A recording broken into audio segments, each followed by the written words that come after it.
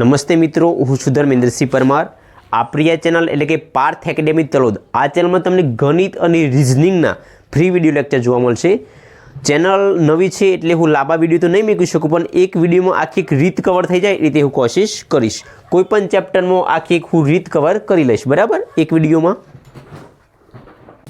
મિત્રો, આજે આપણે ટકાવારી શીખીશું. ટકાવારીમાં રીત નંબર 1. અહીંયા જોજો, ટકાવારીની સંખ્યા કે અપૂર્ણાંકમાં રૂપાંતર કેવી રીતે કરવું. અહીંયા જોજો, અહીંયા 5% છે, બરાબર, પણ જ્યારે અહીંયા હું ટકાની નિશાની હટાવું તો છેદમાં આવશે 100. પણ અહીંયા જોજો 5 અહીંયા 20 આવશે, તો તમારો જવાબ આવશે 1/20.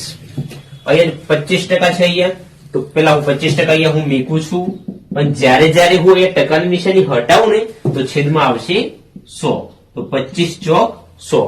તો આનો તમારો જવાબ થશે 1/4. 60% છે અહીંયા, તો અહીંયા હું 60% મૂકું છું, પણ જ્યારે હું ટકાની નિશાની હટાવીશ તો અહીંયા છેદમાં આવશે 100, તો એક આ 0 જશે ને આ 0 જશે.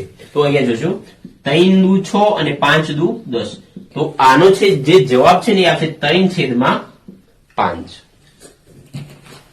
મિત્રો, હવે દાખલા નંબર આપણે 4 જોઈશું. મિશ્ર પૂર્ણાંક છે તો પેલા સાદા પૂર્ણાંકમાં ફેરવવું પડશે, તો 16 તારી 48, 48 ને 2 50 થશે, અને છેદમાં કેટલા છે 3. અહીંયા જો, અહીંયા હું ટકાની નિશાની મૂકું, પણ મારે અત્યારે સંખ્યામાં ફેરવવાના છે. હું ટકાની નિશાની હટાઈશ તો છેદમાં આવશે 100, તો 50 દુ અહીંયા 100 થશે, અને અહીંયા છેદમાં વધશે 3 દુ ને 6. દાખલા નંબર 5 જોઈશું. અહીંયા તો અહીંયા જો, આને પણ હું સાદા પૂર્ણાંકમાં ફેરવીશ. 6 તાલી 18, 18 ને 2 20, છેદમાં આવશે 3. આને પણ હું ટકાની નિશાની હટાવું તો અહીંયા છેદમાં આવશે 100 આવશે, બરાબર, તો 20 પંચું 100, તો અહીંયા વધશે છેદમાં વધશે 5 તાલી ને 15. દાખલા નંબર 6 જોઈશું. અહીંયા જુઓ, તો 14 7 98, 98 ને 2 100 છે, અને છેદમાં આવશે 7. આને પણ હું ટકાની નિશાની હટાવું તો છેદમાં 100 આવશે, તો આ 100 જશે, આ 100 જશે, તો જવાબ તમારો આવશે 1/7. મિત્રો, આપણે હવે જોઈશું સંખ્યાનું ટકાવારીમાં રૂપાંતર કેવી રીતે કરવું. તમે અહીંયા એક ધ્યાન રાખજો કે અહીંયા જ્યારે કેટલા ટકા જ્યારે તમને પૂછે તો ગુણ્યા 100 કરી દેવાના, બરાબર. પણ જ્યારે એ ટકા આપી દે કે 20%, અહીંયા જયારે 20% આપી દે તો તમારે 20 નિશાની ટકાની હટાવી છેદમાં 100 મૂકવાના, અને જયારે કેટલા ટકા પૂછે ત્યારે ગુણ્યા 100 કરી દેવાના. તો અહીંયા જો ટકાવારીમાં ફેરવવાનું છે, આપણે તો ગુણ્યા 100 કરીશું, બરાબર. અહીંયા જોજો 1/55 છે, બરાબર. અહીંયા તો 1/55 ટકામાં ફેરવવાનું છે, ગુણ્યા 100 કરીશું. અહીંયા તો 5 અહીંયા આવશે 20, છેલ્લે 20% તમે ટકાની નિશાની મૂકી દેવાની, બરાબર. અહીંયા જો 1/4 છે અહીંયા, તો અહીંયા હું ટકામાં મારે ફેરવું છે, ગુણ્યા હું 100 કરું છું, બરાબર. તો 4 અહીંયા આવશે 25, તો તમારો જવાબ જે થશે એ 25%, બરાબર. અહીંયા 1/6 છે, 1/6 ગુણ્યા અહીંયા હું 100 કરીશ.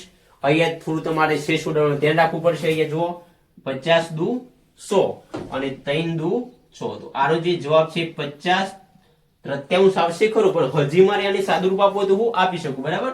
તો અહીંયા જો 16 તાલી 48, 48 ને 2 50, ને તમારે ટકાની નિશાની મૂકી દેવાની, બરાબર. હજી આપણે થોડા બીજા 2-3 દાખલા આગળ જોઈશું. મિત્રો, હવે આપણે દાખલા નંબર 4 જોઈશું, બરાબર. તો એ જો મારે ટકામાં ફેરવવાના છે, તો 3/8 કરીશું અને ગુણ્યા 100 કરી દઈશ, બરાબર.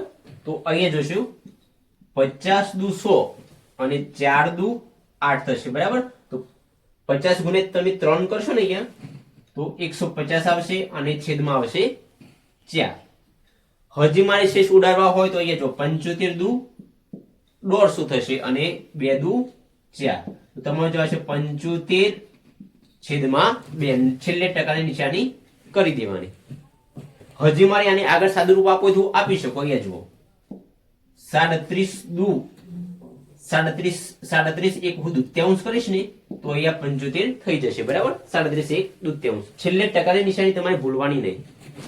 હવે દાખલા નંબર 5 છે. અહીંયા જુઓ, 4/55 ટકામાં મારે ફેરવવાના છે, તો હું ગુણ્યા અહીંયા 100 કરીશ, તો 5 અહીંયા આવશે 20 અને 20 4 આવશે અહીંયા 20 ચોક 80 છેલ્લે ટકાની નિશાની મૂકી દેવાની બરાબર આટલું તમારે ધ્યાન રાખવાનું ટકાની નિશાની મૂકી દેવાની જ્યારે ટકામાં ફેરવતા હોય ને ત્યારે અહીંયા જુઓ 1/14 છે બરાબર અહીંયા 1/14 અહીંયા હું ગુણ્યા અહીંયા હું 100 મૂકીશ તો અહીંયા જુઓ ભાજની શેષ જ્યારે તમે ઉડાડો તો અહીંયા જુઓ 50 દુ 100 અને 7 દુ 14 તો 50 છેદમાં અહીંયા 7 આવશે છેલ્લે તમારે ટકાની નિશાની મૂકી દેવાની હજી મારે આને સાદુરૂપ આપો તો હું આપી શકું અહીંયા જુઓ 70 49 49 ની 50 થઈ જશે અહીંયા તો 7 અપૂર્ણાંક 1 સત્તાંશ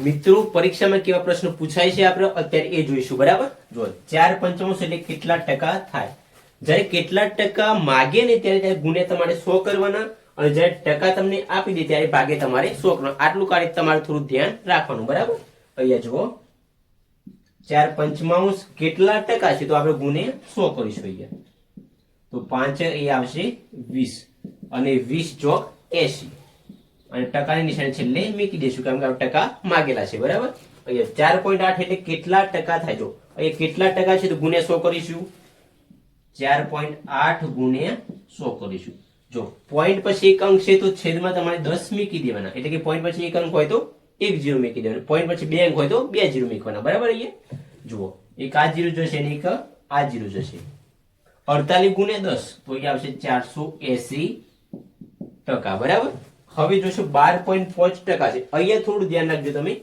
ટકા આપી દીધા છે અહીંયા તો ભાગ્યા 100 આવશે બરાબર અહીંયા 12.5 ભાગ્યા 100 હવે પોઈન્ટ પછી અહીંયા એક અંક છે તો અહીંયા હું છેદમાં 10 મૂકીશ એટલે પોઈન્ટ પછી એક અંક હોય તો એક 0 આપણે મૂકવાનો બરાબર તો જુઓ 25 × 5 125 25 ચોક 100 અને 5 દુ 10 આવશે તો તમારો અહીંયા જે જવાબ બનશે એ 4 દુ 8 અહીંયા ટકા આપી દીધા આની આપણે આ કિંમત ખોરી બરાબર